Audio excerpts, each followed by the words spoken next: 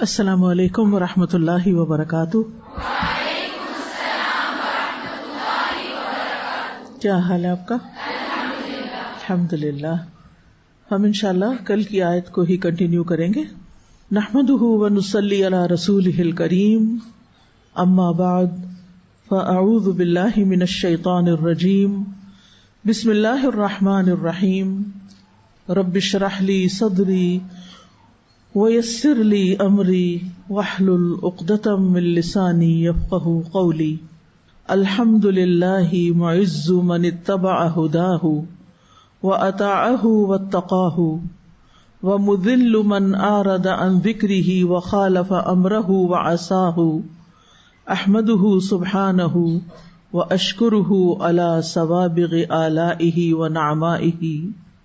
تمام تعریفیں اللہ کے لیے ہیں جو اس کی ہدایت کی پیروی کرتا ہے، اس کی اطاعت کرتا ہے، اس کا تقوی اختیار کرتا ہے، اس کو وہ عزت عطا کرتا ہے، اور جو اس کے ذکر سے روگردانی کرتا ہے، اس کے حکم کی مخالفت کرتا ہے اور اس کی نافرمانی کرتا ہے تو وہ اس کو ذلیل کرتا ہے۔ میں اللہ سبحانہ وتعالی کی تعریف کرتی ہوں اور اس کی کامل نعمتوں اور اس کے احسانات پر اس کا شکر ادا کرتی ہوں۔ نحن نقص عليك أحسن القصص بما أوحينا إليك هذا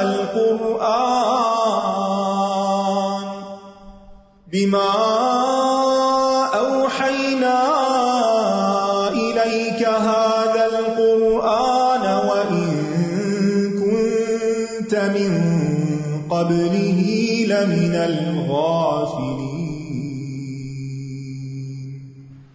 کل ہم نے پڑھا کہ اللہ سبحانہ تعالیٰ نے آدم علیہ السلام کو سجدے کا حکم دیا، تمام فرشتوں کو اور ابلیس کو بھی، لیکن ابلیس نے اس کا انکار کر دیا۔ اللہ سبحانہ تعالیٰ نے آدم علیہ السلام کو فضیلت دی، علم کی بنا پر شرف بخشا، اور اس لیے یہ حکم دیا۔ یہ سجدہ آدم علیہ السلام کے اکرام اور تعظیم کے لیے تھا اور اللہ تعالیٰ کی عبودیت کے اظہار کے لیے تھا، یعنی اطاعت اللہ کی تھی اور اکرام آدم علیہ السلام کا تھا۔ اس لیے تمام فرشتوں نے اللہ تعالیٰ کا حکم سنتے ہی اطاعت کی اور سجدے میں گر گئے، سوائے اس ابلیس کے کہ اس نے سجدہ کرنے سے انکار کر دیا اور تکبر کا اظہار کیا اور اپنے آپ کو آدم علیہ السلام سے بڑا سمجھا اور اس طرح اللہ تعالیٰ کی نافرمانی کی۔ تو آج ہم پھر کنٹینیو کریں گے آیت نمبر 34 سے۔ وَإِذْ قُلْنَا لِلْمَلَائِكَةِ اسْجُدُوا لِآدَمَ فَسَجَدُوا إِلَّا إِبْلِيسَ أَبَى وَاسْتَكْبَرَ وَكَانَ مِنَ الْكَافِرِينَ۔ اور جب ہم نے فرشتوں سے کہا کہ آدم کو سجدہ کرو تو ان سب نے سجدہ کیا سوائے ابلیس کے، اس نے انکار کر دیا اور تکبر کیا اور وہ کفر کرنے والوں میں سے ہو گیا۔ سوال یہ پیدا ہوتا ہے کہ ابلیس نے سجدے سے انکار کیوں کیا، اس کی وجہ کیا تھی؟ اس کی بنیادی وجہ تھی تکبر، اپنے آپ کو بڑا سمجھنا، خود کو آدم علیہ السلام سے افضل سمجھنا۔ اللہ سبحانہ تعالیٰ نے اس سے پوچھا کہ تو نے سجدہ کیوں نہیں کیا؟ تو اس نے یہ نہیں کہا کہ میں فرشتہ نہیں ہوں، آپ نے تو فرشتوں سے کہا ہے کہ سجدہ کرو، بلکہ اس کو یہ بات سمجھ آ گئی تھی کہ اسے بھی سجدہ کرنے کے لیے کہا گیا ہے، لہذا اس نے یہ نہیں کہا کہ میں فرشتہ نہیں تھا اس لیے میں نے سجدہ نہیں کیا تو میں معذرت خواہ ہوں، بلکہ از راہ غرور اس نے کہا کہ میں آدم سے بہتر ہوں اس لیے میں نے آدم کو سجدہ نہیں کیا۔ تو بنیادی طور پر ابلیس تکبر میں مبتلا تھا اور اس وجہ سے وہ حسد کا شکار ہوا، کیونکہ وہ اپنے آپ کو بڑا سمجھتا تھا۔ تو اس کے لیے یہ بات ہضم کرنا بہت مشکل تھی کہ کوئی اس سے بھی بڑا ہو، کوئی اس سے بھی آگے ہو، یا یہ کہ وہ کسی کے آگے جھکے۔ لہذا وہ آدم علیہ السلام سے حسد کرنے لگا، اور اس چیز کو اس نے اپنے دل میں پہلے سے چھپایا ہوا تھا۔ وہ پیچھے آیا نا وما کنتم تکتمون، تو اس نے اپنے دل میں یہ بات چھپائی ہوئی تھی اور تکبر تو اس کے اندر تھا ہی، لیکن آدم سے حسد بھی. لہٰذا جب اللہ تعالیٰ نے آدم کے اندر روح پھونکی اور فرشتے سجدہ ریز ہو گئے تو وہ ان کے درمیان کھڑا رہا، وہ نہیں جھکا. اس نے کہا، سورۃ صاد میں آتا ہے، قال، اللہ تعالیٰ نے فرمایا، یا ابلیس ما منعک ان تسجد لما خلقت بیدی استکبرت ام کنت من العالین. اے ابلیس، تجھے کس چیز نے روکا کہ تو اس کے لیے سجدہ نہ کرے جسے میں نے اپنے دونوں ہاتھوں سے بنایا. یہاں پر بیدی اللہ تعالیٰ نے خود واضح فرما دیا کہ میں نے آدم کو اپنے دونوں ہاتھوں سے بنایا. یاد رکھیے، آدم علیہ السلام کو اللہ تعالیٰ نے اپنے ہاتھوں سے بنایا تھا، ہم سب کو نہیں. بعض لوگوں نے اس پہ قیاس کر لیا کیونکہ آدم کو ہاتھوں سے بنا، ہمیں بھی ہاتھوں سے نہیں. پھر نسل انسانی کا سلسلہ جس طریقے پہ چلا باقی انسان اس طرح بنے. لیکن چونکہ آغاز اس سے ہوا تھا اس لیے آدم علیہ السلام کو یہ شرف تھا، تو اولاد آدم کو بھی اس بنا پر، یعنی باپ کی عزت کی بنا پر ہمیں عزت ملی. کیونکہ باپ کا جو سٹیٹس ہوتا ہے وہ اولاد کو بھی فائدہ دیتا ہے. تو اللہ تعالیٰ نے اس سے پوچھا، کیا تو بڑا بن گیا یا تھا ہی تو اونچے لوگوں میں سے؟ جواب دیکھیے، قال انا خیر منہ خلقتنی من نار وخلقتہ من طین. اس نے کہا، میں اس سے بہتر ہوں، تو نے مجھے آگ سے پیدا کیا اور اسے مٹی سے پیدا کیا. لہذا اس نے اپنی لاجک پیش کی. سورۃ الاعراف کے الفاظ ہیں، قال ما منعک الا تسجد اذ امرتک قال انا خیر منہ خلقتنی من نار وخلقتہ من طین. فرمایا، کس چیز نے تجھے روکا کہ تو سجدہ نہ کرے جبکہ میں نے تجھے حکم دیا تھا. یہاں پر اللہ تعالیٰ نے صاف فرما دیا کہ میں نے تجھ سے کہا تھا. گویا ابلیس کو بھی سجدے کا حکم ملا تھا، اور یہ اس بات کا اظہار تھا کہ آدم جنات سے افضل ہے، کیونکہ ابلیس جنوں میں سے تھا نا، کانا من الجن. تو آدم اور بنی آدم کی فضیلت جنات سے بڑھ کر ہے. تو یہاں بھی وہی جواب ہے جو سورۃ صاد میں تھا، قال انا خیر منہ خلقتنی من نار وخلقتہ من طین. وہ بولا، میں اس سے بہتر ہوں، تو نے مجھے آگ سے پیدا کیا اور اسے مٹی سے بنایا. سورۃ الاسراء میں یہ مضمون اس طرح بیان ہوا ہے، وَإِذْ قُلْنَا لِلْمَلَائِكَةِ اسْجُدُوا لِآدَمَ فَسَجَدُوا إِلَّا إِبْلِيسَ قَالَ أَأَسْجُدُ لِمَنْ خَلَقْتَ طِينًا. اور جب ہم نے فرشتوں سے کہا آدم کو سجدہ کرو تو ان سب نے سجدہ کیا سوائے ابلیس کے. اس نے کہا، کیا میں اس کو سجدہ کروں جسے تو نے مٹی سے پیدا کیا. سورۃ الحجر کے الفاظ کچھ یوں ہیں، قال یا ابلیس ما لک الا تکون مع الساجدین. فرمایا، اے ابلیس، تجھے کیا ہے کہ تو سجدہ کرنے والوں کے ساتھ شامل نہ ہوا. قال لم اکن لاسجد لبشر خلقتہ من صلصال من حمأ مسنون. یہاں تھوڑی سی مزید وضاحت اس مٹی کی. اس نے کہا، میں ایسا نہیں ہوں کہ ایک انسان کو سجدہ کروں جسے تو نے بدبودار کیچڑ کی کھنکتی مٹی سے پیدا کیا. اب یہاں پر آپ دیکھ رہے ہیں کہ بات ایک ہے لیکن چاروں جگہ پر الفاظ جو ہیں وہ مختلف ہیں. دو جگہ تو ایک جیسے ہیں لیکن دو اور جگہ مختلف ہیں. بات یہ ہے کہ قرآن مجید اللہ تعالیٰ کا کلام ہے.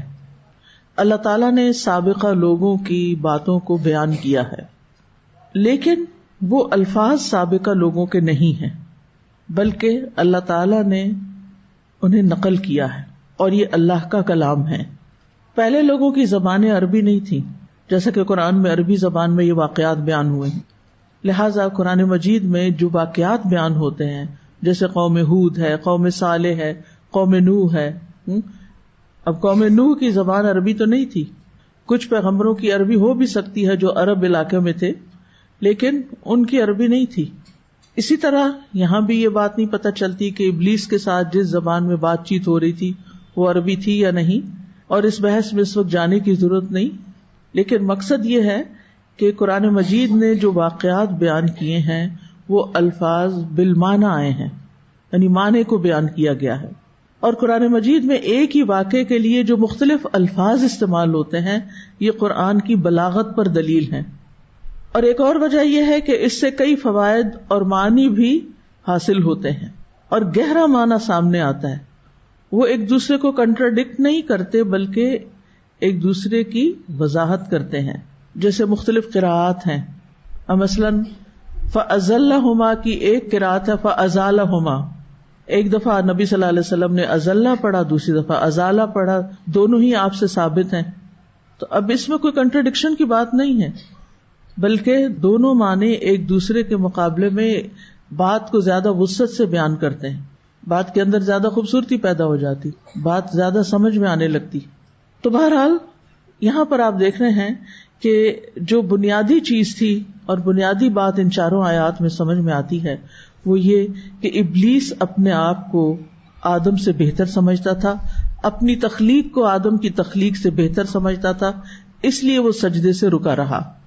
اس نے خود سے خود یہ خیال کر لیا کہ جو بہتر ہے وہ کمتر کے آگے نہیں جھک سکتا, اور اس نے اپنے آپ کو بہتر سمجھا اور اللہ تعالیٰ کے مقابلے پہ آ گیا اور کہنے لگا کہ آپ مجھے یہ حکم کیسے دے سکتے ہیں کہ میں آدم کے آگے جھکوں. اور پھر کوئی شرمندگی نہیں, کوئی ندامت نہیں, بلکہ مزید ڈٹ گیا اور اپنے آپ کو افضل بتانے کی وجہ بھی بیان کرنے لگا. اور وہ وجہ کیا تھی کہ اسے آگ سے پیدا کیا گیا ہے اور آگ مٹی سے بہتر ہے, کیونکہ آدم مٹی سے ہیں اس لیے میں ان سے بہتر ہوں. ابلیس کا انکار جو تھا یہ کفر کی وجہ سے نہیں تھا, بلکہ کبر کی وجہ سے تھا, تکبر کی وجہ سے تھا, اس لیے وہ اعتراض کر رہا ہے. اور اس اعتراض کی وجہ سے ابلیس کافر ٹھہرا ہے, کیونکہ اس کا کفر انکار کرنے والے کا کفر نہیں تھا بلکہ تکبر کا کفر تھا. کفر کی کئی اقسام ہوتی ہیں نا. ایک ہوتا ہے کفر تکذیب, اللہ اور اس کے رسول کو جھٹلا دینا, ماننا ہی نہیں. ایک ہوتا ہے کفر ابا واستکبار مع تصدیق, اللہ کے حکم یا اس کے رسول کے حکم کی اطاعت سے رکنا, یہ جانتے ہوئے بھی کہ یہ حق ہے, یعنی یہ مان لینا کہ یہ بات بالکل صحیح ہے لیکن عمل نہ کرنا, جیسے ابلیس نے کفر کیا, جیسے فرعون کا کفر تھا. اسی طرح ایک ہوتا ہے کفر الشک, دین کی باتوں میں شک کرنا, مثلا فرشتوں کے وجود پہ شک کرنا. اسی طرح ایک کفر النفاق ہوتا ہے, دل سے انکار کرنا اور ظاہر سے قبول کرنا, جیسے عبداللہ بن ابی اور اس کے باقی ساتھیوں کا کفر تھا. تو کفر کی کئی قسمیں ہوتی ہیں, اور جو دو بڑی قسمیں تو آپ نے پڑھی رکھی ہوں گی نا, کفر اکبر اور کفر اصغر. تو کفر اصغر کیا ہوتا ہے؟ اطاعت سے انکار. اب یہاں پر آپ دیکھیں کہ ابلیس نے ایک قیاس کیا تھا اور وہ سمجھتا تھا کہ آگ کا عنصر مٹی کے عنصر سے بہتر ہے. حسن بصری کہتے ہیں ابلیس نے قیاس کیا اور سب سے پہلے اسی نے قیاس کیا, یعنی مطلب یہ ہے کہ اس نے اپنا اور آدم علیہ السلام کا موازنہ یا کمپیریزن کرتے ہوئے اپنے آپ پہ نظر ڈالی تو اسے اپنی ذات آدم علیہ السلام کی ذات سے افضل معلوم ہوئی, اس لیے وہ انہیں سجدہ کرنے سے رک گیا. لیکن بات یہ ہے کہ جہاں اللہ تعالی کا حکم آ جائے وہاں قیاس نہیں چلا کرتا, وہاں لاجک نہیں کام کرتا, وہاں عقل. کئی ہفتوں سے ہم فقہ القلوب میں عقل کا باب پڑھ رہے تھے نا, تو اگر وہ سارا کچھ آپ پیچھے سے دہرائیں تو آپ کو بات سمجھ میں آ جائے گی کہ عقل اللہ سبحانہ تعالیٰ نے بندوں کو بات سمجھنے کے لیے دی ہے, نہ کہ عقل کی بنیاد پر اللہ تعالیٰ کے احکامات کو جھٹلانے کا حق دیا. عقل تابع ہے وحی کے, وحی تابع نہیں ہے عقل کے. یعنی ہم عقل کی بنیاد پر قیاس کر کے اللہ تعالیٰ کے کسی حکم کو جھٹلا نہیں سکتے کہ اللہ تعالیٰ نے یہ حکم دیا ہے لیکن مجھے تو یہ بات یوں سمجھ آتی ہے, اور اگر ایسے نہیں ویسے کیا جائے تو اس میں زیادہ فائدہ ہے اور یہ زیادہ بہتر ہے. نہیں, آپ کو یہ حق نہیں حاصل. جو اللہ تعالیٰ نے فرما دیا ہے بس آپ کو وہ کرنا ہے, یہی عبادت ہے. عبادت کی روح کیا ہے؟ اطاعت. یہ ہمیشہ یاد رکھنا ہے آپ نے, عبادت کی روح اطاعت میں ہے کہ جو کہا جا رہا ہے وہ کر لو. عبادت کا لفظ عبد سے نکلا ہے. عبد کس کو کہتے ہیں؟ بندے کو, غلام کو. غلام کیا کرتا ہے کہ اس کا آقا جو اسے کہتا ہے وہ ویسے ہی کر لیتا ہے. وہ آگے سے یہ نہیں کہتا آپ تو یہ کہہ رہے ہیں لیکن میرا خیال ہے کہ اس کو یوں نہیں یوں کرنا چاہیے. نہیں, آپ کو جو کہا جا رہا ہے بس آپ کریں. جبکہ آقا اور غلام کی عقل میں بہت سا فرق بھی ہو تو حجت بازی نہیں چلے گی یہاں. تو عبادت ہر وہ قول، ہر وہ عمل ہوتا ہے، چاہے ظاہری ہو چاہے باطنی ہو، چاہے دل کا ہو چاہے زبان کا ہو چاہے اعضاء کا ہو، جو اللہ تعالیٰ کی مرضی کے مطابق ہو، اللہ کی رضا کے مطابق ہو، وہ عبادت بن جاتا ہے.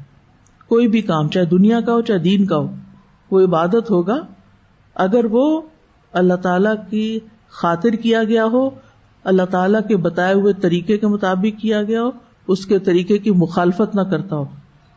ٹھیک ہے نا، سنت کے مطابق ہو. اور کئی چیزیں ایسی ہیں جن میں براہ راست سنت نہیں بھی ملتی تو طریقہ درست ہونا ضروری ہے. یعنی درست سے مراد کیا ہے کہ وہ قرآن کی کسی نص کے خلاف نہ ہو، کسی حدیث کے خلاف نہ ہو. تو ابن جریر طبری کہتے ہیں کہ ابلیس خبیث نے خیال کیا کہ آگ مٹی سے بہتر ہے، اور یہ نہ جانا کہ فضیلت اسی کو ملتی ہے جس کو اللہ فضیلت دیتا ہے. اللہ نے مٹی کو آگ پر کئی وجوہات کی بنا پر فضیلت دی ہے.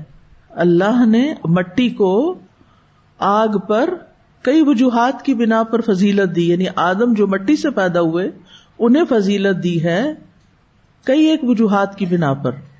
اب وہ بیان کرتے ہیں کہ پہلی یہ کہ مٹی کے جوہر میں طبیعت کا متوازن ہونا، باوقار ہونا، بردباری پائی جانا اور صبر کا پایا جانا ہے. اور یہی وہ چیزیں ہیں جنہوں نے آدم علیہ السلام کو اس سعادت کے بعد جو پہلے سے ہی اللہ نے ان کے لیے لکھ دی تھی، انہیں توبہ کرنے کی طرف، انکساری اور تضرع اور عاجزی کی طرف دعوت دی. مطلب کیا ہے کہ مٹی کے اندر چونکہ ایک عاجزی، سمپل ورڈز میں کہوں گی، مٹی میں ایک عاجزی ہے، خاموشی ہے، ایک وقار ہے. تو آدم کی طبیعت میں بھی یہی ہے جو کہ بعد میں ہم دیکھتے ہیں، اس کی دلیل ہمیں ملتی ہے کیا کہ انہوں نے توبہ کر لی تھی، عاجزی کا اظہار کیا تھا جبکہ شیطان اکڑ گیا تھا. تو اس مٹی نے ہی آدم علیہ السلام کے اندر توبہ، ہدایت اور مخلوقات پر اللہ کے چناؤ کا اس کو اعزاز بخشا. دوسری بات، آگ میں تیش، تیزی اور بلندی پائی جاتی ہے. آگ ہلکی ہوتی ہے اور اوپر کو جاتی ہے، جبکہ مٹی بھاری ہوتی ہے، وہ نیچے کو بیٹھتی. یعنی آگ ہلکی ہے، مٹی میں وزن ہے. آگ کے جوہر میں، جوہر ہوتا ہے کسی چیز کی جو اصل ہے، اس میں تیش، تیزی، بلندی ہوتی ہے. اور ان چیزوں نے ابلیس کو اس بدبختی کی طرف دعوت دی جو ازل سے اس کے لیے لکھ دی گئی تھی. یہ چیزیں ابلیس کو تکبر کرنے اور اپنی ضد پر اڑے رہنے کی طرف دعوت دیتی تھی. تو اس کے نتیجے میں اس کو لعنت، بدبختی اور محرومی ملی. پھر یہ ہے کہ مٹی چیزوں کو جمع کرنے کی صلاحیت رکھتی ہے، جبکہ آگ جدا کرنے کا سبب بنتی ہے. مٹی سے آپ کیا کرتے ہیں؟ چیزوں کو جوڑ سکتے ہیں، جبکہ کسی چیز کو جلا، جیسے درخت کی ٹہنی کو، تو کیا ہوتا ہے؟ وہ ٹہنیاں ٹوٹ کے جدا ہو جاتی ہیں. مٹی درختوں اور نباتات کی زندگی کا ذریعہ ہے، جبکہ آگ تباہی کا ذریعہ ہے نا. ایسے آگ لگی تھی نا پچھلے سال، کہاں کہاں لگی تھی دنیا میں؟ کیلیفورنیا میں اور آسٹریلیا میں، مرگلا ہلز پر. تو اس سے کیا ہوتا ہے، جب درخت جل رہے ہوتے ہیں نا، ٹوٹ ٹوٹ کے ٹہنیاں گر رہی ہوتی ہیں. اگر آپ نے کبھی غور سے دیکھا، مشاہدہ کیا ہو، تو آگ جو ہوتی ہے وہ جدا کرتی ہے. ویسے بھی آپ دیکھیں کہ جو لوگ جہنم میں جائیں گے، آگ میں جائیں گے، وہ جدا ہو جائیں گے ہمیشہ کے لیے. کس سے؟ اپنے عزیزوں اور پیاروں سے. بلکہ ہر ایک سے. جہنم کی ایک اور بڑی تکلیف دہ چیز جو ہے نا، وہ تنہائی ہے. دنیا میں آپ کو کبھی کوئی تکلیف ہوتی ہے، سارے لوگ آپ کے پاس اکٹھے ہو جاتے ہیں. جیسے راستے میں اگر کوئی موٹر سائیکل سے گر پڑے تو کیا ہوتا ہے؟ سارے لوگ اپنی سواریاں روک کے اس کے پاس آ جاتے ہیں. کوئی اس کو اٹھاتا ہے، کچھ کھلاتا ہے، پلاتا ہے، کچھ کرتا ہے، یعنی اس کی کیئر کرتے ہیں. لیکن جس کو جہنم میں گرا دیا جائے گا، اس کے ارد گرد کون آئے گا پوچھنے کے لیے اس کا حال؟ جہنم سے باہر سے تو کوئی آ نہیں سکتا. اور جو جہنم کے اندر اس کے ساتھ ہیں، ان کو کس کی پڑی ہوگی؟ ہر ایک کو اپنی پڑی ہوگی. تو تنہائی اور جدائی کتنی تکلیف دہ چیز ہوتی ہے. اوپر سے تکلیف بھی ہو، پین ہو، بھوک ہو، پیاس ہو، گرمی ہو، شدت کی جلن ہو، اور بندے کو بندہ دکھائی نہ دے. یعنی جب آگ سامنے آتی ہے تو کوئی اور پیچھے سے نظر آ رہا ہوتا ہے اس کے شعلوں میں، چاہے کسی کا کوئی ماں یا باپ یا بچہ بھی سامنے ہو، وہ بھی اس کو نظر نہیں آئے گا. اور اگر نظر آئے گا بھی تو کوئی کسی کو نہیں پوچھے گا، لان تان کرے گا کہ تمہاری وجہ سے مجھے یہ دن دیکھنا پڑا. تو جہنم بہت بڑی بلا ہے. پناہ ہی مانگتے رہنا چاہیے اور انسان کو فکر کرنی چاہیے کہ اللہ اس سے بچا کے رکھے. تو مٹی میں زندگی ہے اور آگ میں تباہی ہے. درختوں و نباتات کی زندگی مٹی سے ہوتی ہے اور آگ ان کے لیے تباہی کا باعث بنتی ہے. پھر آپ دیکھیں کہ جنت کی چیزوں میں مٹی کا ذکر آیا ہے، آگ کا نہیں آیا. جنت میں آگ ہوگی یہ کہیں نہیں آتا، بلکہ لا یرون فیہا شمسا ولا زمہریرا، نہ سخت دھوپ ہوگی اور نہ ہی جاڑے کی سخت ٹھنڈک ہوگی. حدیث میں آتا ہے جنت کی مٹی خوشبودار اور سفید کستوری ہے، یعنی جنت کی مٹی کا ذکر ہے. اور حدیث میں کہیں نہیں آتا یا قرآن میں کہ جنت میں آگ بھی ہے اور جہنم میں مٹی ہے، نہیں، جہنم کی کسی مٹی کا ذکر نہیں آتا. پھر آگ عذاب کا سبب ہے جبکہ مٹی عذاب کا سبب نہیں، یعنی آگ تکلیف اور عذاب کا سبب ہے اور یہ اپنے دشمنوں کے لیے اللہ کا عذاب ہے.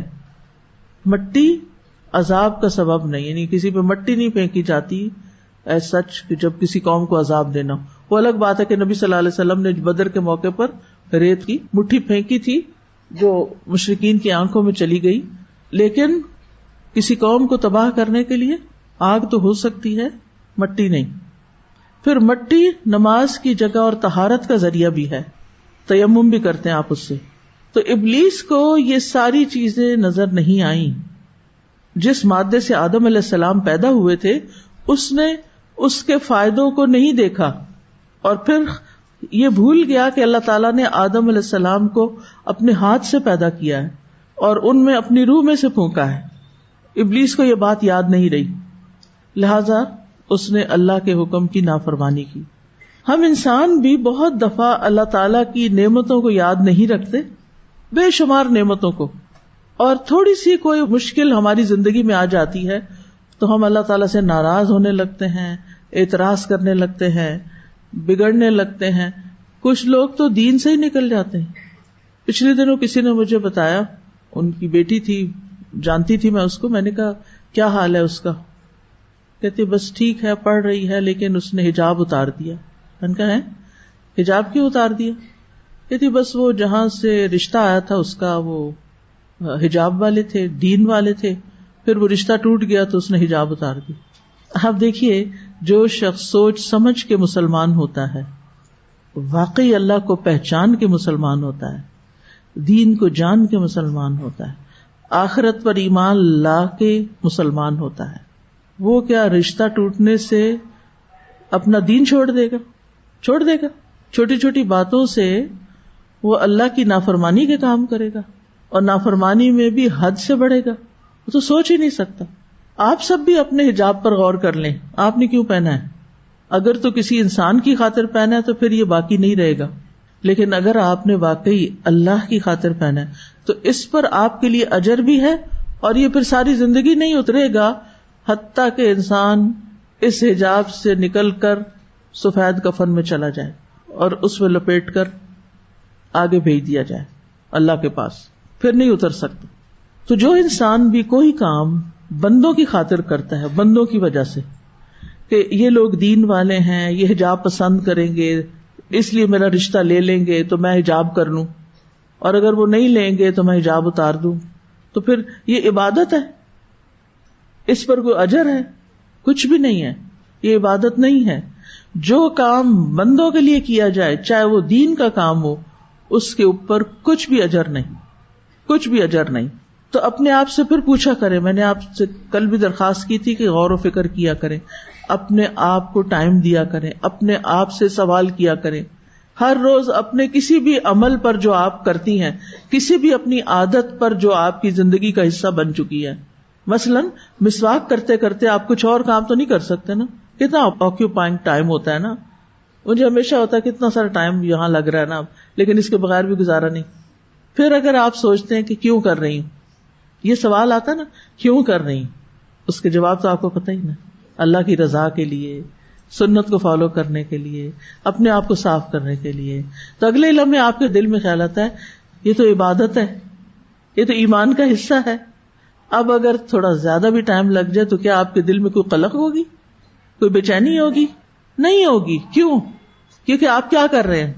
عبادت کر رہے ہیں.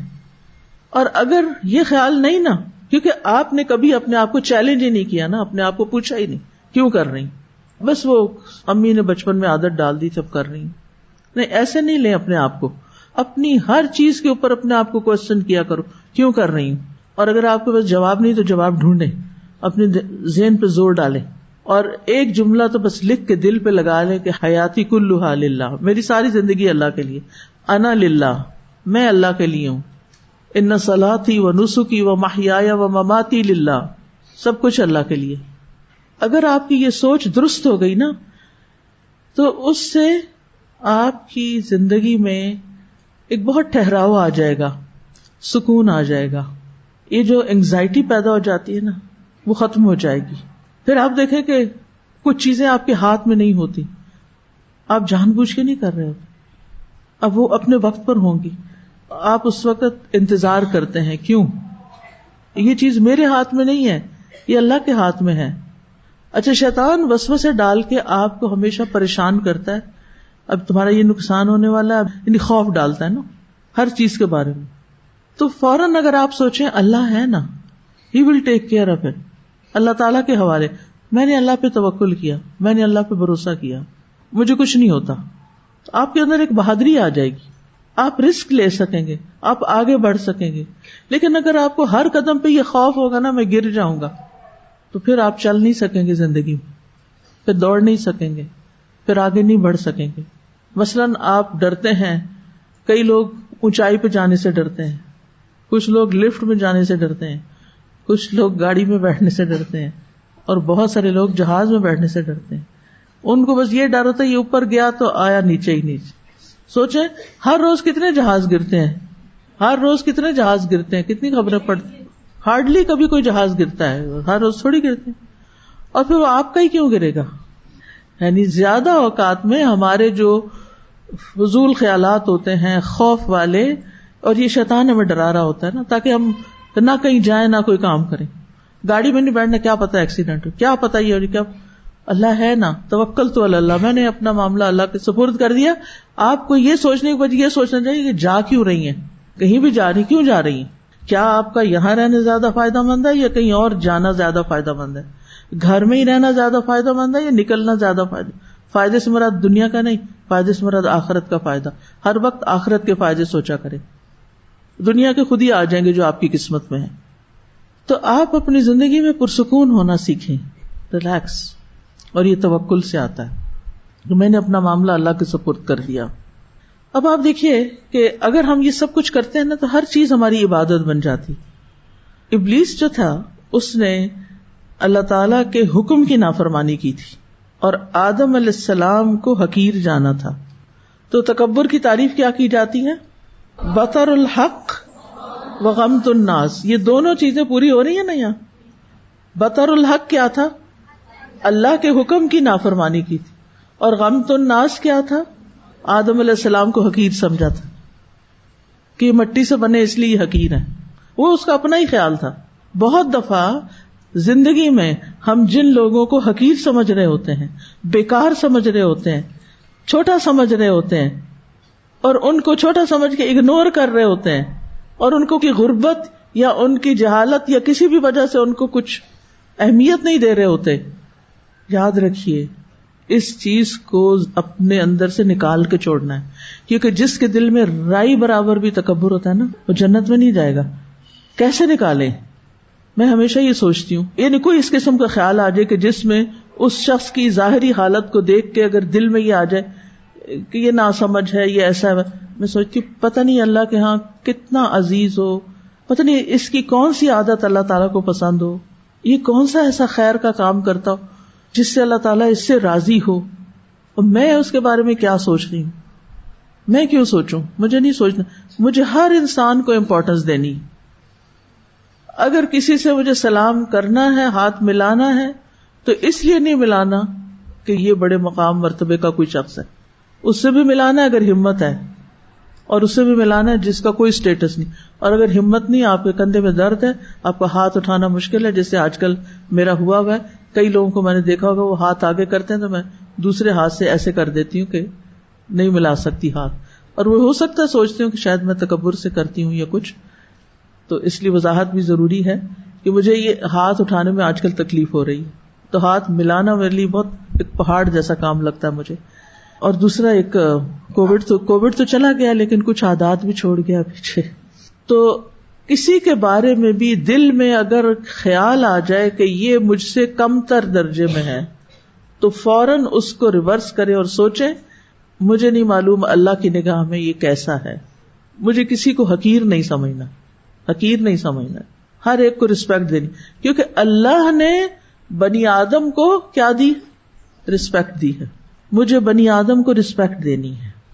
سارے اولاد آدم ہیں, درجے فرق ہو گئے ہیں, کوئی امیر ہے, کوئی غریب ہے, کوئی مرد ہے, کوئی عورت ہے, کوئی بوڑھا ہے, کوئی جوان ہے, کوئی بچہ ہے, کوئی اپنا ہے رشتہ دار اور کوئی دوسرا ہے, کوئی میری پسند کا ہے, کوئی میری پسند کا نہیں ہے. ہر انسان کی اپنی اپنی پرسنل چوائسیز ہوتی ہیں نا, ہر لائکنگز ہوتی ہیں, کسی کو کوئی چیز پسند ہوتی, کسی کو کوئی نہیں. سب اللہ کی مخلوق ہے. کسی کو چھوٹا نہ سمجھے, کسی کو حقیر نہ سمجھے, کسی کو معمولی نہ سمجھے, کسی کا مذاق نہ اڑائے. مذاق ہم صرف اس کا اڑا پاتے ہیں جس کو ہم حقیر سمجھتے ہیں. آپ اپنے باپ کی عزت کرتے ہیں, آپ ان کا مذاق اڑا سکتے ہیں؟ کبھی بھی نہیں. اور حق کا انکار کیا ہے؟ جیسے ابلیس نے کس سے انکار کیا؟ اللہ کے حکم سے انکار کیا. اللہ تعالیٰ نے فرمایا تو آدم کو سجدہ کرو, وہ اپنی لاجک پیش کرنے لگ گئے. آج بھی آپ دیکھیں کچھ لوگوں کو کہا جاتا ہے نماز پڑھو, وہ آگے سے کیا لاجک پیش کرتے ہیں؟ ہمارا دل بہت اچھا ہے. کبھی کہتے ہیں دیکھے ہیں ہم نے نماز پڑھنے والے, وہ کیسے کیسے ہوتے ہیں. یہ ابلیس والی لاجک ہے. یعنی نماز نہ پڑھنے کا کوئی بھی خود ساختہ عذر تلاش کر لینا, کوئی بھی اپنے پاس سے بہانہ بنا لینا اور اپنے آپ کو جسٹیفائی کر لینا. کیونکہ یہاں کیا کرتے ہیں؟ جسٹیفائی کرتے ہیں. ہم بہتر ہیں نماز پڑھنے والوں سے کیونکہ ہم جھوٹ نہیں بول رہے, اور نمازی جھوٹ بولتے ہیں. سارے تو نہیں بولتے نا, اور ہو سکتا ہے جس کی بات کو آپ جھوٹ کہہ رہے ہو اس کے پیچھے اس کے پاس کوئی وجہ ہو اور آپ کو ہی نہ پتا, اور آپ اسے جھوٹ بنا رہے ہیں, حقیقت میں وہ جھوٹ بھی نہ ہو. جیسے ابلیس نے کہا کہ مٹی سے آگ بہتر ہے, حالانکہ بہتر نہیں, لیکن اس کے خیال میں بہتر ہے. تو بعض اوقات ہمارے خیال میں کچھ چیز بڑی بہتر ہوتی ہے جبکہ وہ حقیقت میں بہتر نہیں بھی ہوتی. تو ہر ایک کو اپنے لینس سے مت دیکھیں, ہمیں اپنا لینس چینج کرنے کی ضرورت ہوتی ہے, ہمیں اپنا اینگل درست کرنے کی ضرورت. کسی بھی چیز کو بعض اوقات آپ سامنے سے دیکھتے ہیں تو اور طرح دکھتی ہے, سائڈ سے دیکھتے ہیں تو اور طرح دکھتی, پیچھے سے دیکھتے ہیں تو اور طرح دکھتی. بعض اوقات ہم کسی کا میں نے تمہیں دیکھا تھا فلان جگہ, نہیں میں تو وہاں نہیں گئی, نہیں تم جھوٹ بول رہی, کہ پیچھے سے دیکھا تھا اور کسی اور سے شباہت تھی, آپ نے یقین کر لیا کہ یہ فلاں شخص ہے, حالانکہ وہ فلاں تھا ہی نہیں. غلط آپ ہیں اور آپ جھوٹا قرار دے دیں دوسرے کو. تو بینیفٹ آف ڈاؤٹ دیں, اچھا ٹھیک ہے میری غلط فہمی, سوری, میرا خیال ہے مجھے مس انڈرسٹینڈنگ ہوئی ہے, نہ کہ اس کے اوپر الزام اور پھر اس کے اوپر لاجک اور اس کے اوپر اور دلیلیں اور سارا الزام دوسرے پہ تھوک کے خود کو اپنے آپ کو نیک پاک ثابت کرنا. انتہائی غلط رویے ہیں یہ, ان سے نکلنے کی ضرورت ہے. اللہ تعالیٰ فرماتے ہیں سورۃ الکہف میں, وَإِذْ قُلْنَا لِلْمَلَائِكَةِ اسْجُدُوا لِآدَمَ فَسَجَدُوا إِلَّا إِبْلِيسَ كَانَ مِنَ الْجِنِّ فَفَسَقَ عَنْ أَمْرِ رَبِّهِ. جب ہم نے فرشتوں سے کہا آدم کو سجدہ کرو تو ان سب نے سجدہ کیا سوائے ابلیس کے, وہ جنوں میں سے تھا, اس نے اپنے رب کے حکم کی نافرمانی کی. تو اس سے کیا سبق ملتا ہے؟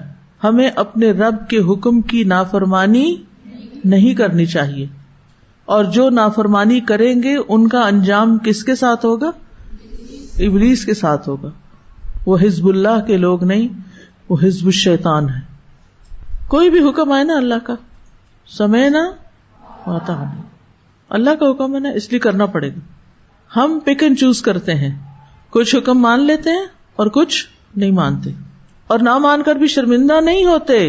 کچھ ایسی چیزیں ہوتی ہیں نا کہ آپ سے نہیں ہوئی تو آپ کیا کرتے ہیں؟ آپ شرمندہ ہوتے ہیں, معذرت کرتے ہیں, توبہ کرتے ہیں, تنہائی میں روتے ہیں, دعائیں کرتے ہیں, یا اللہ مجھے اس سچویشن سے نکال, اللہ میں اس پہ راضی نہیں, لیکن میرے بس میں نہیں, کیونکہ میں اکیلی یہ ڈیسیژن نہیں لے سکتی. بعض اوقات آپ کے ہسبینڈ آپ کو نہیں کرنے دیتے, بعض اوقات والدین آپ کو وہ کام نہیں کرنے دے رہے ہوتے جو آپ کرنا چاہتے ہیں. تو آپ اپنے اندر اندر اللہ تعالیٰ سے فریادیں کرتے رہتے ہیں, رب نجنی من القوم الظالمین. جسے حضرت آسیہ نے کہا تھا نا, نجنی من فرعون وعملہ وَنَجِّنِي مِنَ الْقَوْمِ الظَّالِمِينَ. لیکن کچھ لوگ کیا کرتے ہیں، بات نہیں مانتے اور اوپر سے دلیلیں دیتے ہیں کہ ہم جو کر رہے ہیں وہی ٹھیک ہے. کبھی کہتے ہیں آج کے دور میں نہیں ہو سکتا، کبھی کہتے ہیں یہ 1400 سال پرانی چیز، کبھی کہتے ہیں یہ حکم تو صرف صحابہ کے لیے تھا، ہمارے لیے نہیں. ایک دفعہ کسی سے میری پردے پہ بات ہو رہی تھی ایسی کسی مجلس میں، تو کہنے لگی کہ آپ کہتی ہیں کہ پردہ کرو. میں نے کہا میں نہیں کہتی پردہ کرو، یہ تو قرآن کا حکم ہے. کہتے ہیں وہ اصل میں قرآن کا حکم تو اس لیے دیا گیا کہ مدینہ میں منافق تھے تو وہ مسلمان عورتوں کو چھیڑتے تھے، تو اس لیے مسلمان عورتوں سے کہا گیا کہ وہ اپنی چادریں لے کر نکلیں. تو اب تو وہ منافق ختم ہو گئے. لاجک ہے نا، کتنی تسلی دیتا ہے انسان اپنے آپ کو. بہت سارے لوگ اس طرح کی باتیں کر کے اپنے آپ کو اتنا مطمئن کر لیتے ہیں. ہم یہ نہیں سوچتے آج کے دور کے منافق تو اس سے بھی کئی 4 ہاتھ آگے ہوں گے.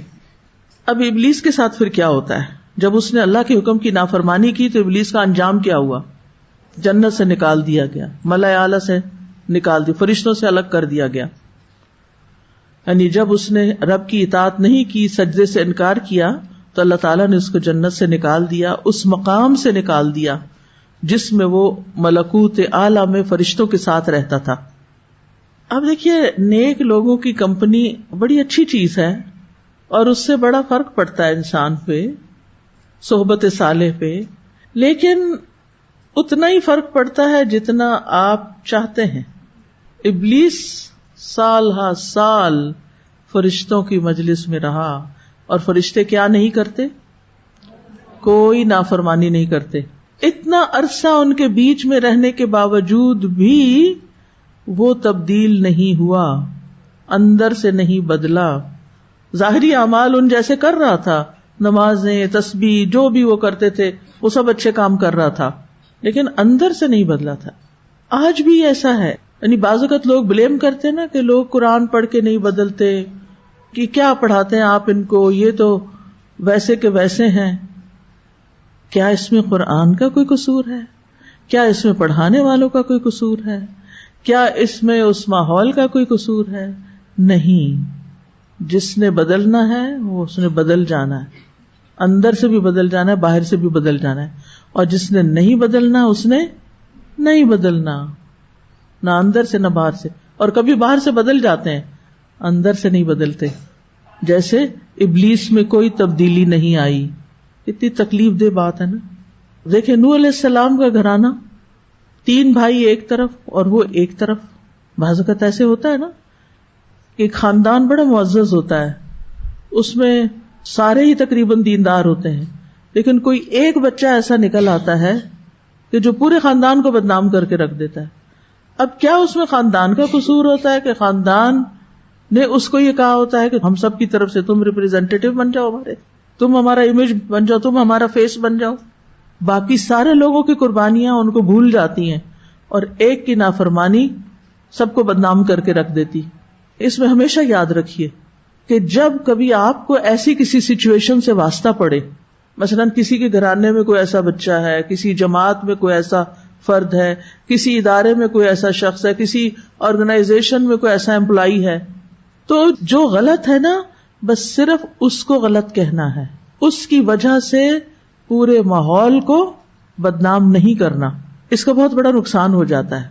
نقصان کیا ہوتا ہے کہ باقی لوگ اس خیر سے محروم رہ جاتے ہیں.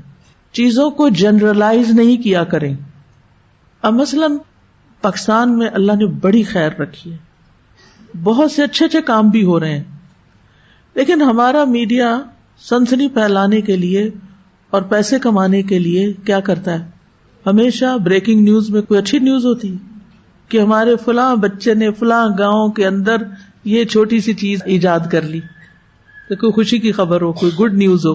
نہیں، ہر وقت ایسی خبریں پھیلائی جاتی ہیں کہ لوگ بد دل ہوں. اچھا، اس کا نقصان کیا ہو رہا ہے؟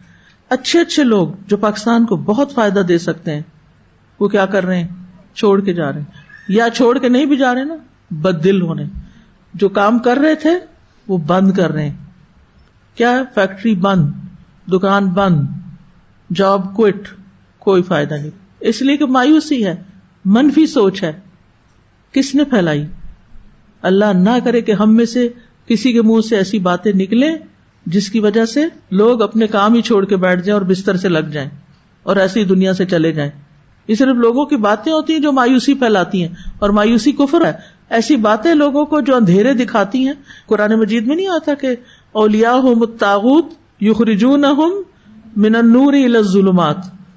کچھ ایسے ساتھی ہوتے ہیں جو انسانوں کو روشنی سے نکال کے اندھیرے میں لے جاتے ہیں، ڈپریشن کے اندھیرے میں. اور کچھ ایمان والے ساتھی ایسے ہوتے ہیں جو اپنے ساتھیوں کو اگر شیطان پکڑنے لگے تو وہ کیا کرتے ہیں، مل کے چھڑا لیتے ہیں. آپ نے کبھی دیکھا ہوگا وہ جنگل کے شکاری ہوتے ہیں نا، شیر وغیرہ یا کوئی، تو وہ کبھی کسی کو چیتا وغیرہ پکڑ رہے ہوتے ہیں نا. میں نے ایک دفعہ دیکھا تھا ایک ولڈر بیسٹ کو کسی شاید چیتا نے پکڑا تو، اور بہت سارے ولڈر بیسٹ نے آ کے اس کے اوپر اٹیک کیا، اس کو چھڑا کے لے گئے. تو ایمان والے ساتھی ایسے ہی ہوتے ہیں کہ وہ شیطان جیسے شکاریوں کے منہ سے اپنے ساتھی کو باہر نکال لاتے ہیں اچھی باتوں کے ذریعے. اچھا، بہت سارے لوگ اس بات پہ پریشان رہتے ہیں کہ کوئی فیوچر نظر نہیں آ رہا. کل کی خبر کس کو ہے؟ کل کس نے دیکھی؟ ما تدری نفس ماذا تکسب غدن. کوئی شخص نہیں جانتا کل کیا کرے گا. کل کے لیے آج پریشان نہ ہو. آپ فکر کریں آج کی، میں دنیا کے کل کی بات کریں، اس سے اگلے کل کی جو ہے نا آخرت کی، اس کی ضرور فکر کیا کریں. وہاں کیا ہوگا میرا، وہ ہے فکر کرنے کی چیز. لیکن جب ہم وہ فکر چھوڑ دیتے ہیں نا تو اس سے جو نیچے والا کل ہے نا، فیوچر کا یعنی ٹمارو، ہم اس کی پریشانی میں پڑ جاتے ہیں. لہذا ضرورت ہے اس بات کی کہ ہم آج کو سنواریں، منفی باتیں چھوڑیں. اگر کوئی آپ کے سامنے آ کے پریشانی والی باتیں کرے بھی، اس کو بھی امید دلائیں، اچھی بات منہ سے نکالیں. اچھی باتوں کے اچھے اثرات ہوتے ہیں. شیطان کے بھائی نہ بنے کیونکہ وہ مایوسی پھیلاتا ہے. تو بہرحال ہوا یہ کہ اللہ تعالیٰ نے اس کو کہا قال فاہبط منها فما يكون لك ان تتكبر فيها فاخرج انك من الصاغرين. فرمایا پھر اس سے اتر جا، یعنی جس مقام پہ تم ہو اس سے اتر جاؤ. تیرے لیے جائز نہیں کہ تو اس میں تکبر کرے، لہذا نکل جا، بے شک تو ذلیل ہونے والوں میں سے ہے. اہبط کا ویسے تو مانا ہوتا ہے اوپر سے نیچے آنا، یہاں مانا ہے جنت سے نکل جا. یا نہیں، جنت ایک اعلیٰ مقام ہے، یا فرشتوں کی مجلس جو ہے وہ ایک اعلیٰ مقام ہے. اس سے اگر باہر نکالا گیا ہے تو چاہے فزیکلی نیچے نہیں بھی اترا تو درجے میں کیا ہوا، نیچے اتر گیا. تو تمہارے لیے جائز نہیں کہ تم اس میں تکبر کرو. اس پاکیزہ مجلس میں اب تمہارے رہنے کی جگہ نہیں. اس سے کیا بات پتہ چلتی ہے؟ اگر کوئی شخص کسی اچھے ماحول کو مسلسل بگاڑنے کا کام کر رہا ہے اور سنور نہیں رہا تو انتظامیہ کو حق ہے کس بات کا؟ ایگزٹ کرنے کا، ہے یا نہیں؟ فاہبط فاخرج. جب تم یہاں رہ کے وہ کام کر ہی نہیں رہے، کرنا ہی نہیں چاہتے، تم ان رولز کو، ریگولیشنز کو، پالیسیز کو فالو ہی نہیں کرنا چاہتے، تم یہاں الٹا فساد پھیلا رہے ہو، لوگوں کو گمراہ کر رہے ہو، تم یہاں اس ماحول سے کچھ سیکھ نہیں رہے، تو پھر تمہیں یہاں رہنے کا فائدہ نہیں، یہاں سے چلے جاؤ.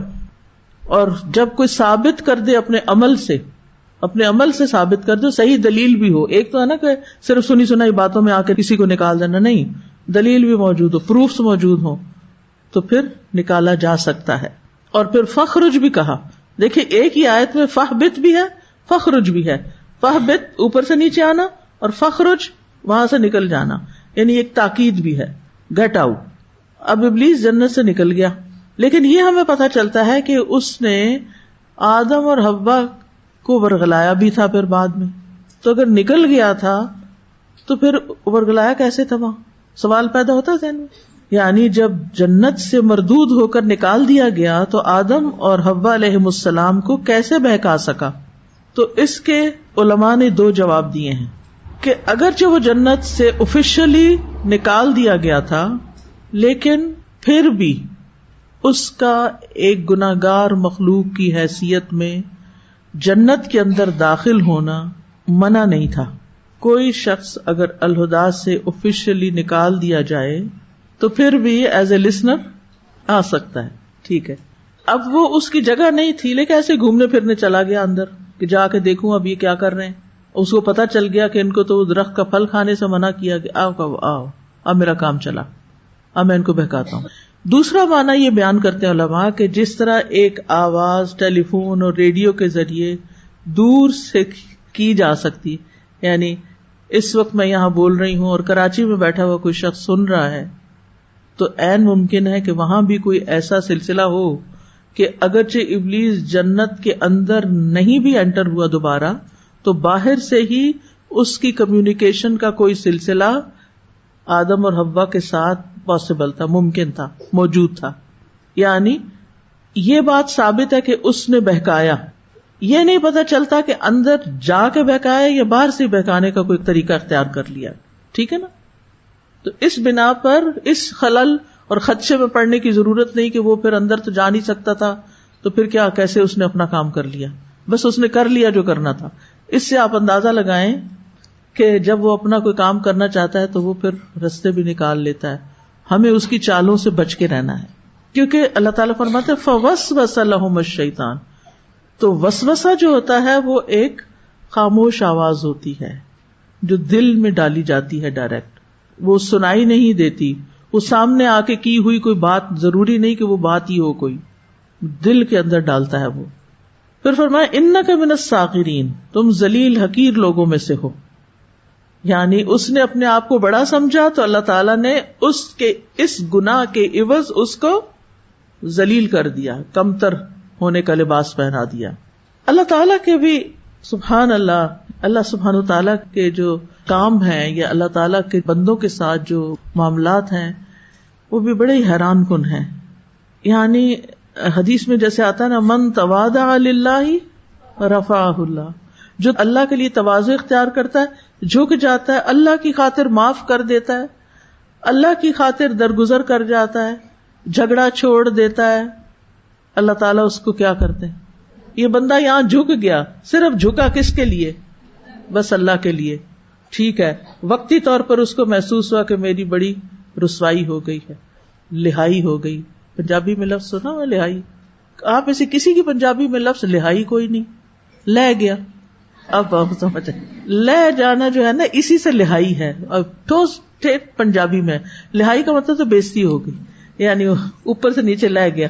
ٹھیک ہے، بہرحال اب یہ ہے کہ وقتی طور پہ انسان کو یہ لگتا ہے اس کی لہائی ہوگی، یعنی اوپر سے نیچے گرا دیا گیا اور اس کا مقام کم ہو گیا، یا اس کو شرمندگی، یعنی وہ دوسرے کے مقابلے میں چھوٹا ہو گیا. ظاہر ہے اگر ہم آپ کسی سے سوری کرتے ہیں یا آپ غلطی پہ نہ ہونے کے باوجود کہتے ہیں اچھا مجھے معاف کر دیجیے، اگر آپ کو تکلیف پہنچی ہے آپ مجھے معاف کر دیں، میرا ہی قصور ہے، آئی واز رانگ، بات ختم. ادھر تو دوسرا خوش ہو گیا، میں جیت گیا. ہمیشہ جیتنے والی اکڑتے ہیں نا کہ میں جیت گیا. تو بہت سے لوگ دوسروں کو ہرا کے بڑے خوش ہوتے ہیں، حالانکہ خوش ہونے کا مقام نہیں ہوتا. انسان کی اصل خوشی اس میں ہوتی ہے کہ انسان خود بھی جیتے اور دوسرے کو بھی جتائے. یہاں کوئی پرائز نہیں تقسیم ہونے ہوتے، یعنی ہسبینڈ وائف کا ریلیشن شپ ہے یا بہن بھائیوں کا ہے یا دوستوں کا ہے، کلاس فیلوز کا ہے، کولیگز کا ہے. اس ریلیشن شپ میں ایک دوسرے کو گرانے کی فکر نہ کیا کریں کہ اس کو میں پیچھے کر دوں گی نا پھر میرے لیے آگے نکلنے کا راستہ ہوگا. ایک بہت ہی غلط اسٹریٹجی ہے، بہت غلط طریقہ ہے. آپ تواضع سے کام لیتے ہیں، آپ دوسرے کو آگے کرتے ہیں، اللہ تعالیٰ آپ کو بڑھائے گا. یہ اللہ کا وعدہ ہے، اللہ آپ کو عزت دے گا اگر آپ نے اللہ کی خاطر تواضع اختیار کر لی. حضرت عمر رضی اللہ عنہ سے یعنی ایک معاملے میں کہا گیا اللہ سے ڈرو، انہوں نے کیا کیا؟ زمین پہ اپنا گال رکھ دیا. ہم ہوتے تو کیا کہتے؟ آپ جاؤ ڈرو، مجھے مت ڈراؤ، یا کچھ بھی کہتے، یعنی ہم اس کی بات نہ سنتے. تو یہ چھوٹی چھوٹی چیزیں ہیں، اگر ہم دین کو سمجھ جائیں نا، اصل میں نا ہم پڑھ لیتے ہیں، سمجھتے کوئی نہیں اور عمل کے وقت بھول جاتے ہیں.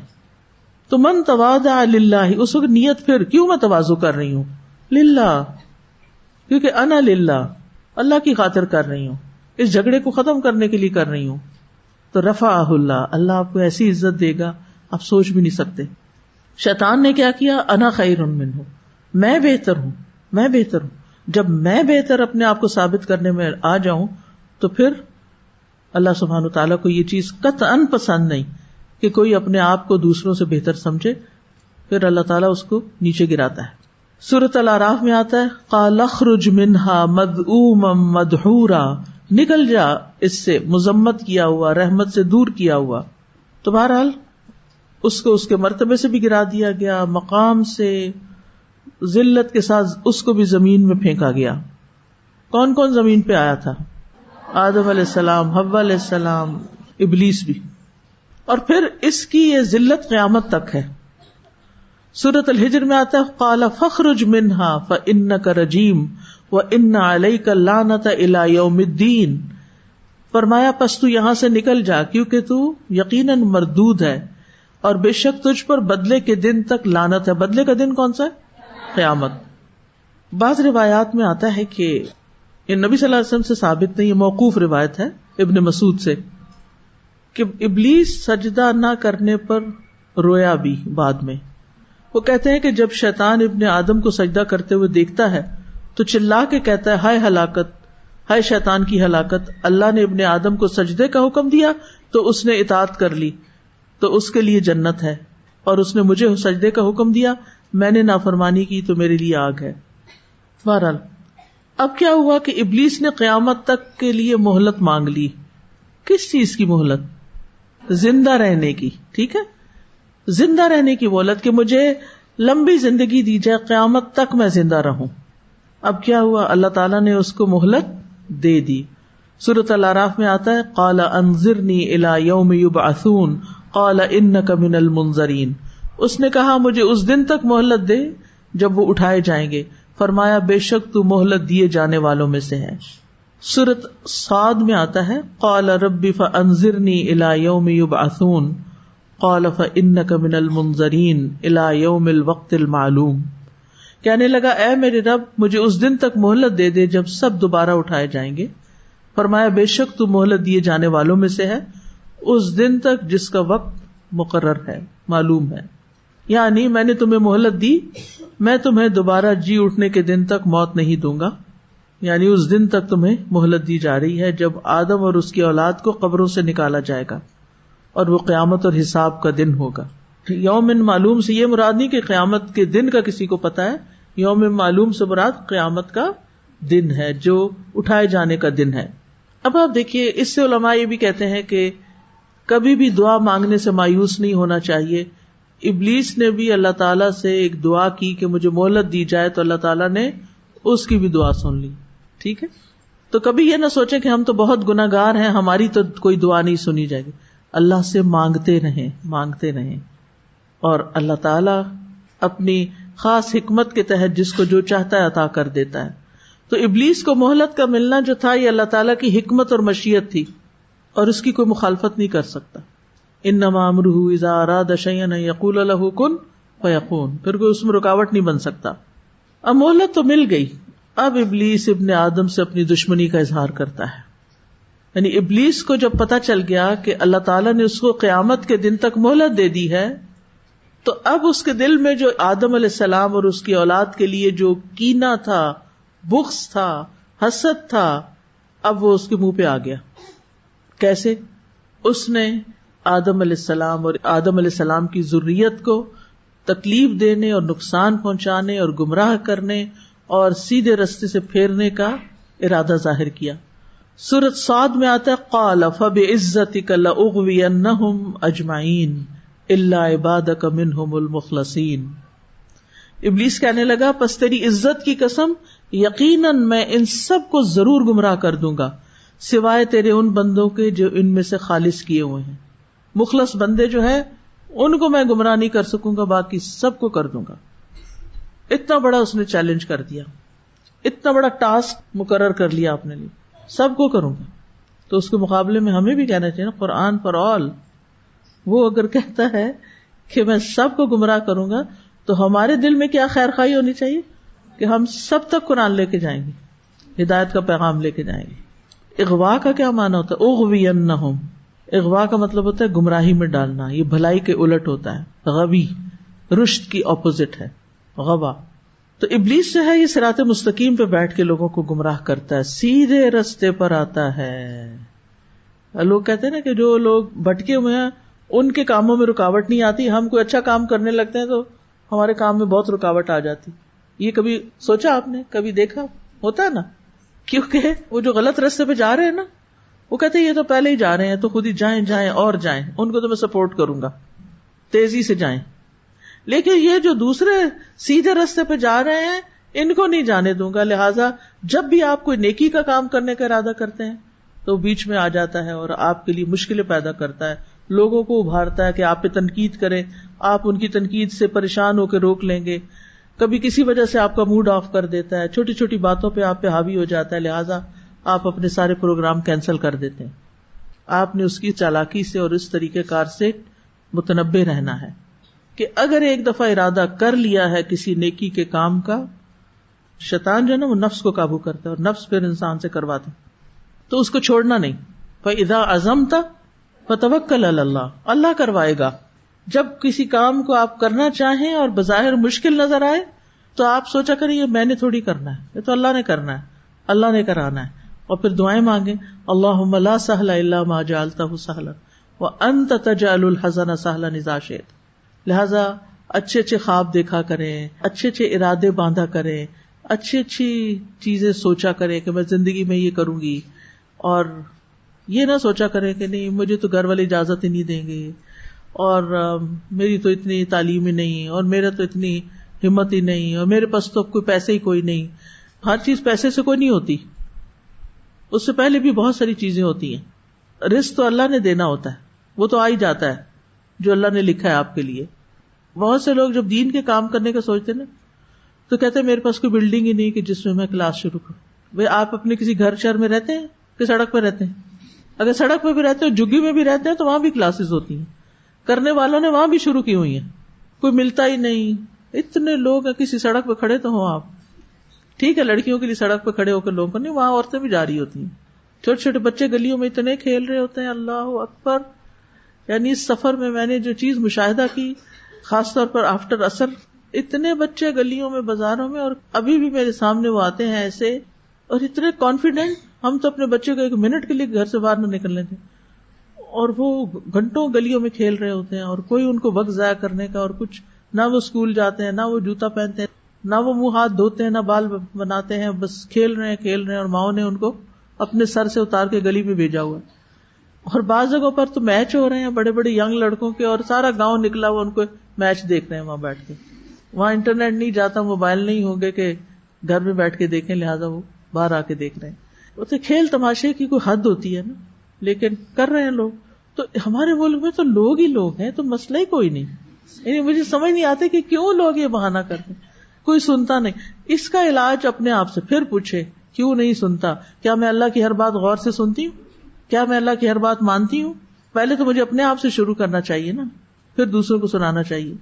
تو بہرحال اب ہوا کیا, اس نے کہا فَبِمَا أَغْوَيْتَنِي لَأَقْعُدَنَّ لَهُمْ صِرَاطَكَ الْمُسْتَقِيمَ, بس بوجہ اس کے جو تو نے مجھے گمراہ کیا تو میں بھی انہیں گمراہ کرنے کے لیے ضرور تیرے سیدھے رستے پر بیٹھوں گا, صراط مستقیم پر. صراط مستقیم کیا ہے؟ وہ راستہ جو اس پر چلنے والے کو کامیابی کی طرف لے جاتا ہے, اللہ تک لے جاتا ہے, اللہ کی رضا کی طرف لے جاتا ہے. یعنی ہر وہ کام جو لوگ اللہ کی مرضی کے مطابق اللہ کی رضا کے لیے کرنا چاہیں گے, میں اس میں ضرور روڑے اٹکاؤں گا, جا کے بیٹھ ہی جاؤں گا. وہاں تو میں نے اڈا ہی ڈال لینا ہے کہ کب یہ ان کو یہاں سے ہٹاؤں. ٹھیک ہے نا. تو اس لیے بہت ضروری ہے کہ آپ اس کو دیکھ پائیں اپنی بصیرت سے. بصارت سے تو شیطان نہیں نظر آتا, لیکن جب رکاوٹیں آنے لگتی ہیں نا ایک کے بعد ایک, تو فوراً سمجھیں یہ ہے شیطان کا کام. آپ کو پتا ہے کہ اس ٹرپ میں بھی جو میری ابھی ٹریولنگ تھی, اس میں بھی بہت دفعہ یہ ہوا کہ مجھ سے پہلے جو شخص مائک پہ بیٹھا ہوا ہے ہر چیز پرفیکٹلی کام کر رہی, جو ہی میں آ کے بیٹھتی ہوں اس میں ایکو شروع ہو جاتی ہے, اس میں آواز بند ہو جاتی ہے, کبھی کوئی تماشا کبھی کوئی. کتنا وقت ضائع ہوتا ہے. اب ظاہر ہے کہ جو لوگ سامنے بیٹھے ہیں وہ غریب تو بیٹھے ہی رہیں گے, انہوں نے تو اٹھ کے نہیں جانا.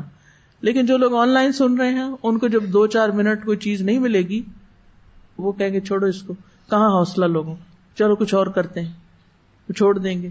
اور ایک دن کا چھوٹا تو اگلے دن کہیں گے وہ کل کا بھی چھوٹا تھا نا, اچھا پھر دیکھیں گے, پھر بعد میں سن لیں گے, رہ گیا. کئی لوگوں کا ایسے سلسلہ ٹوٹ جاتا ہے. ابلیس کامیاب ہو گیا. تو نیکی کے بہت سے کاموں میں انہونے طریقے سے رکاوٹیں آتی ہیں, تو پھر آپ اس وقت کیا کریں, مقابلہ کیسے کریں؟ اگر کوئی کتا آپ کو کاٹنے آ رہا ہو تو کتے کا مقابلہ کرتے ہیں؟ کس سے بات کرتے ہیں؟ جی اللہ کی پناہ لیں.